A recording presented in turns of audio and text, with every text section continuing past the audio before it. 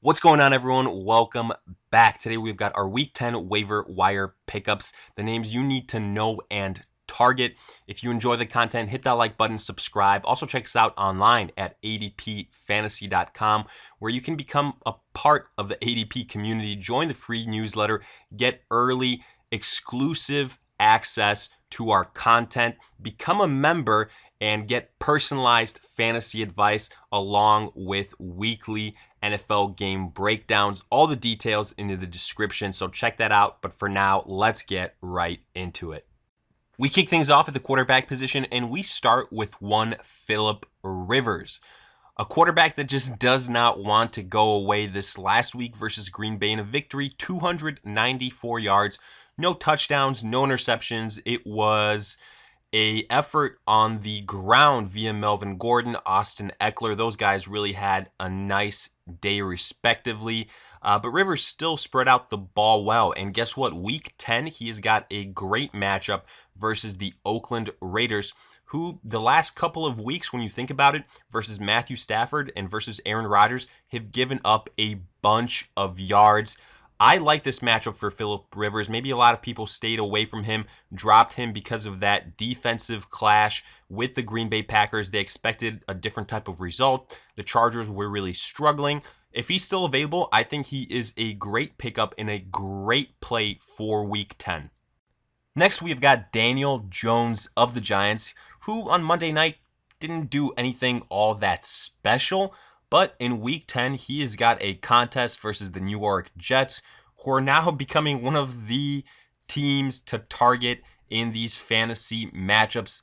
The Jets are a complete mess, and even though this is a favorable matchup for them and one Sam Darnold, who we've mentioned here before, Daniel Jones versus this Jets defense that just got handled by the Miami Dolphins for their first victory can surely have success as well. He's got plenty of weapons offensively. The Jets right now are a complete disaster, especially defensively. I'd go ahead, give a chance to Daniel Jones. I think he can get you between 15 and 20 points in Week 10, where there are a bunch of bye weeks, and you could do a lot worse.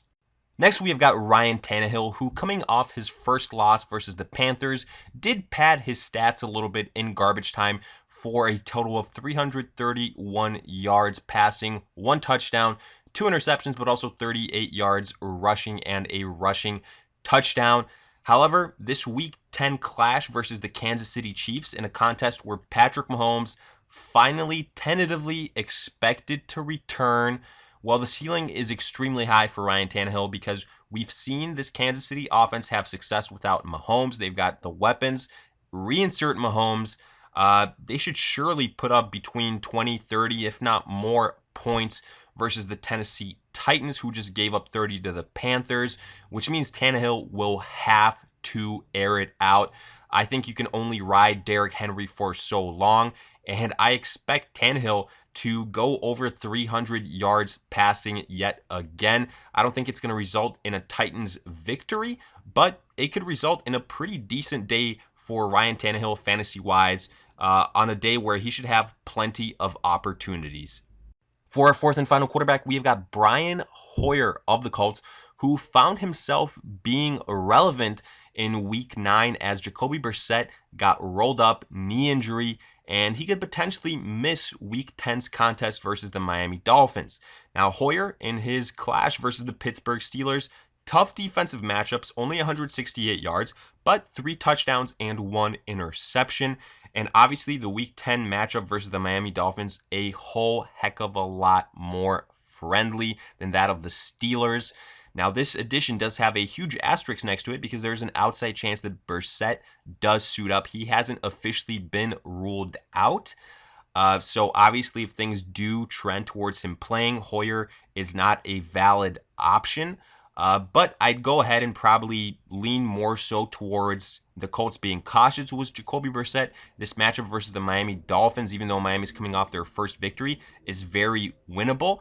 And I'd expect Brian Hoyer to go ahead and get the start. Now, I would say the ceiling is high because of the matchup, but the floor is somewhat low in the scenario that Marlon Mack is the one that the Colts just decide to rely on. So I'd say that Hoyer definitely a much bigger dark horse addition on this quarterback list than anyone else. So definitely proceed with caution. Getting to our running backs, we start with Ronald Jones, who finally was fantasy relevant yet again. This last week versus the Seattle Seahawks, 67 yards, 1 touchdown. And in week 10, he's got a matchup versus the Arizona Cardinals, who, even though they've done some nice things offensively, they've continued to get shredded defensively. And a couple of things that you have to like about the situation for the Bucs and Ronald Jones in particular. First and foremost, Bruce Arians coming out and saying that Ronald Jones is the starting running back for this squad. That is a nice vote of confidence. And then you've also got the revenge game factor going here for the Bucs for Bruce Arians versus his former squad in Arizona. I think Ronald Jones will have plenty of opportunities. I think this will be a very high-scoring affair. In fact, if a guy like Jameis Winston is still available, who we mentioned last week, at the quarterback position, go ahead and target him as well. I think this is going to be a week where the Bucs offense has another huge performance, and it's going to be great for fantasy purposes. Next, we have got Derrius Guice, a guy that we haven't really talked about since the start of the season when he went out, suffered an injury, had surgery, put on IR, but guess what? He is eligible to return in week 11. Right now, the Redskins on bye, and he is still a week out from returning. Adrian Peterson, since the head coaching change of the Redskins, has done some nice things at the running back position, and you would go ahead and expect Derrius Guice to initially maybe split carries with Adrian Peterson, but he's the most complete running back they currently have. So I do think come a week, 2-3 after his return, you could see him emerge as the favorite. And right now would be the time to go ahead and stash him, invest in him to see what he has left in the tank coming back from injury and how he will gel with this offense. I think it's a risk worth taking. Go ahead, do yourself a favor with the current running back landscape. It's a risk worth taking. Stash him, see how he plays out, keep him on your bench for a week or two, and then potentially insert him into your lineup. If not, you don't lose much here. Add him a week early and see what happens. Our third and final running back is Kalen Ballage, and this is a guy that is probably going to be the most targeted running back, maybe even player this entire week, and the most intriguing running back option primarily because of the recent news that Mark Walden is suspended for the next 4 games, which means it's going to be the Kalen Ballage show for that period of time. No more Kenyon Drake, Walton out, which means Ballage is the only man left standing. So he should see a lot of opportunities. He's automatically a starting running back who should see a lot of volume, which makes him a guy worth picking up.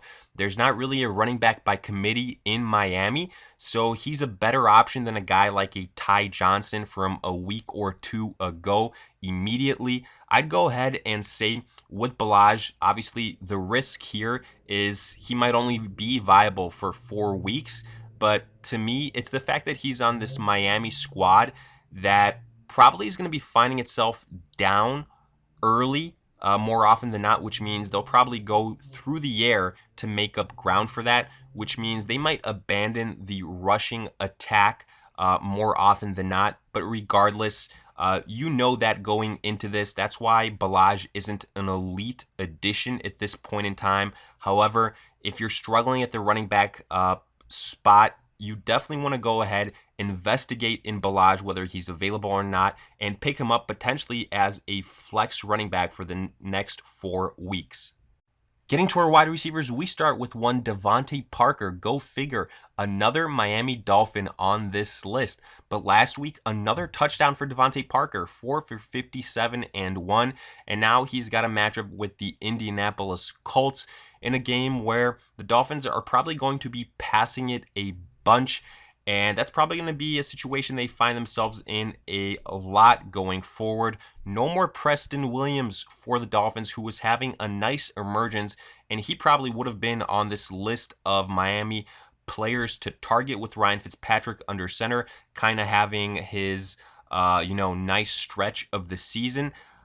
It pretty much leaves DaVante Parker as the only established Miami wide receiver there. He's a big target. I'd go ahead, take a shot on him. Out of all the wide receivers this week, he might be the one with the highest ceiling. Next, we've got Zach Pascal of the Indianapolis Colts, a guy that was added late into last week, but if he's still available, definitely pursue him, as the news of the T.Y. Hilton injury hit at midpoint last week, and now going forward, he probably will miss another week, 2, or maybe even 3, which means Pascal will get a lot more opportunities. Last week versus the Steelers, 5 receptions for 76 yards and a touchdown. Now a great matchup versus the Miami Dolphins. Admittedly, this could be the Marlon Mack show, so contain your excitement a little bit. The ceiling is also lowered with Brian Hoyer versus Jacoby Brissett. Keep that in mind. But with T.Y. Hilton out, a lot of these wide receivers, lesser known guys on the Colts, will benefit, starting with Zach Pascal. Our third and final wide receiver is Josh Gordon, the former New England Patriot, a guy that a lot of people were waiting to see when he would get cut by New England, and subsequently who would pick him up. Well, we know the answer to that. Late last week, it was the Seattle Seahawks. If you didn't go ahead and pick him up, now would be a good time to do so. Maybe a lot of people are hesitant. Well, the Seahawks already have Tyler Lockett. They've got DK Metcalf. Will there be enough plays and opportunities for one Josh Gordon, who struggled with injuries, with staying on the field?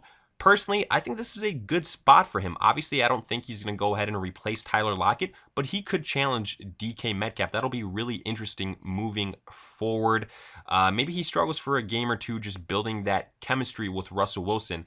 But when it comes to Wilson, he is one of the MVP favorites. And last week versus the Bucs, we saw why. He can air it out with the best of them. And that's why I'm kind of high on Gordon with Seattle. It's an offense that can air it out a little bit better than the New England Patriots maybe. So for that reason, there should be plenty of opportunities. He could also, to some extent, take the place of a Will Disley that was lost earlier on in the year as a red zone threat. So he has got a couple things going for him. Again, another wide receiver that might be worth taking a chance on.